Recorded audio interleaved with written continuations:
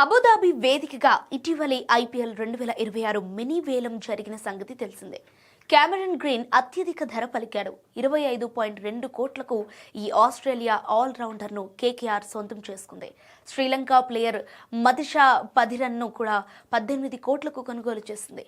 అయితే ఈ వేలంలో మొత్తం 13 మంది ప్లేయర్లను కొనుగోలు చేసిన కేకేఆర్ ఆక్షన్కు ముందు గతేడాది 23.75 కోట్లతో కొనుగోలు చేసిన వెంకటేష్ అయ్యర్ను రిలీజ్ చేసింది.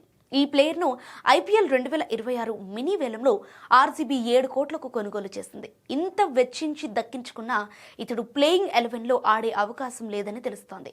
ఈ మేరకు ఆర్సీబీ మాజీ కెప్టెన్ అనిల్ కుంబ్లే కీలక వ్యాఖ్యలు చేశారు.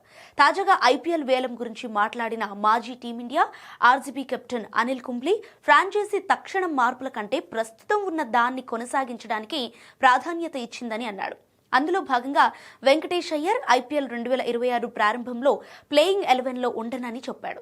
విజయాలు సాధిస్తున్న జట్టులో అనవసరంగా మార్పులు చేయకూడదని ఆర్సీబీ భావిస్తున్నట్లు కుంబ్లే అన్నాడు.